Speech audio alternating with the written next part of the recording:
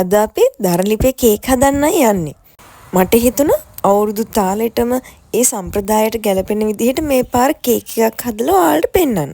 හොඳට පියන වැහෙන භාජනයක් ඇතුළට අර දරණුවක් කියන්නේ ඒකක් ඇතුළට දාලා හොඳට වහලා විනාඩි 10ක් විතර තියලා තියන්න. කේක් එක හදන්න කලින් මේ ටික කළා පටන් ගත්තා නම් හරි.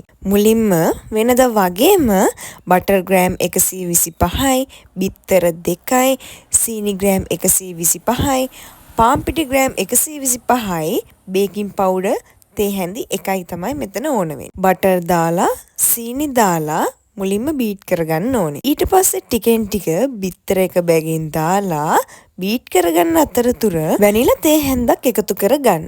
ඒ වගේම පාන් පිටි එකට ඔයාලා දාන්න ඕනේ බේකින් පවුඩර් තේ හැන්දක්. භාජනය ඇතුලේ හොඳින් උෂ්ණත්වය පවත්වාගෙන යන්න ඔයාලා සැරින් සැරේ හොඳට දර දාන්න ඕනේ. අපි හොඳින් හලාගත්ත පාන් පිටි තමයි මෙතනදී පාවිච්චි කරන්න ඕනේ.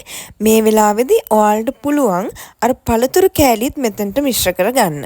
දැන් තියෙන්නේ අපේ කේක් මිශ්‍රණය අපේ භාජනයට දාගන්න. ගොඩාක් ඉඩකඩ තියෙන භාජනයක් නම් මේක අපිට අතින් අල්ලලා දාන්න පුළුවන්.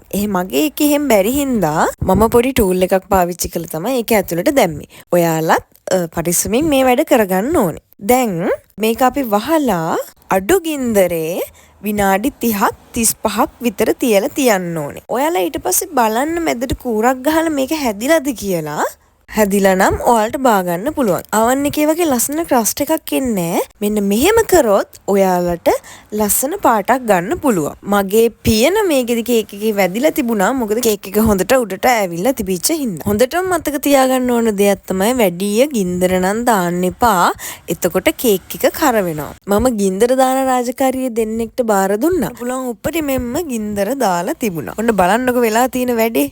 චුට්ටක් කර වෙලා තිබුණාට ඒච්චර ගාණක් නෑ. ලොකු සීන් එකක් නේ. මේ පාට ඔය තියෙනවා හොඳට. හරි සතුටන්නේ දැනෙන්නේ. ඇයි? ඒක අවුලක් නෑ. වව්. ඉතින් ඒක අවුලක් නෑ. කන්න කිව්වා. එච්චර අවුලන්නේ නෑ. ඒක ලේයර් එක චුට්ටක් අහු. පොඩි ඕක ඔය චූට්ටක් මේක වපන්නේ. මේ ගමේ කේක් හදන අපි විදිහ. ගානිෂ් කරලා ගමු. මේක අවන් එකේ දානව නෙමෙයිනේ. නෑ හරි ප්‍රශ්නයක් නෑ. මේකට ගින්දර වැඩිපුර දෙන්න නැත්නම් මේක වෙන්නේ නෑ. පිසුවනේ නම්මා. හරි හොඳයි. වද්දාර්ග. ඊගේ වටේ ටික බලපන් ලස්සන. උඩ ටික නම් චොර කරේ ඔයා. අඩි වටේ නියමයි. ඒක තමා කියන්නේ මෙයා මේ පණ්ඩිතයා මෙයා මේ හිතන්නේ මේ අපිට වැඩ බෑ කියලා. බලහට ඒක සුපිරි. අර උඩ කැත වුණ නැත්නම් ඔක්කොම හරි. ඒක ආට් එකක්. හරි. ඒ අර තනි හැත්තිය හිනමු.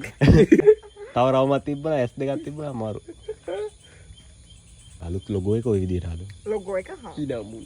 ලේසින් කේක්. මේ හොඳට ඇවිල්ලා තියෙනවා නේ.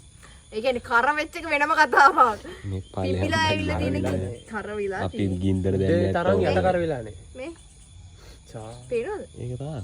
මෙතන පෙන්නන්න. මෙතන ලස්සන. අන්න එතන. නෑ ඒකේ වටේ ලස්සනයි. ඔය කේක් එක මෙහෙම රවුන්ඩ් කරලා මෙහෙම පෙන්නන වටේට. ඕකේ. එතන අමුතු ලස්සනක් තියෙනවා. හරි බං. චා. ඊ ඇත්තටම හොඳ පිම්බිලා ඉන්නේ. මට කියන්නේ පිම්බිච්ච එක වෙනයි කර වෙච්ච එක වෙනයි. කාර වෙලා නෑ. උඩ වෙලා තියෙන උඩ වෙන්නේ නැති. අම්මා. ඒ මාරු හලු. වෙච්ච තැනම කෑව. කාර වෙච්ච තැනම කෑව. අර වෙච්ච එක රහයි. යට කාලා බෑ. මේක දැන් අඟුරු රහ වුණත් ඔයාට රහයි. නෑ යට කාලා බෑ රහයි. උඩ කෑල්ලේ. හරි ඔය යටින් කන්නකො බොරුද කියලා බලන්න රහයි අමුතු රහක් තියෙනවා. නැද්ද කියන්නේ? අර දෙන්න කොහම හරි වැරද්ද නම් පිළිගත්තේ නෑ.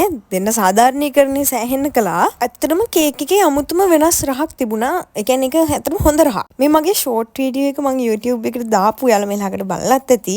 බලපු හැමෝටම ගොඩාක් ස්තුතියි. මේ පාර කේක් කඩෙන් ගන්න හිතුවනම් එහෙම නෙමෙයි.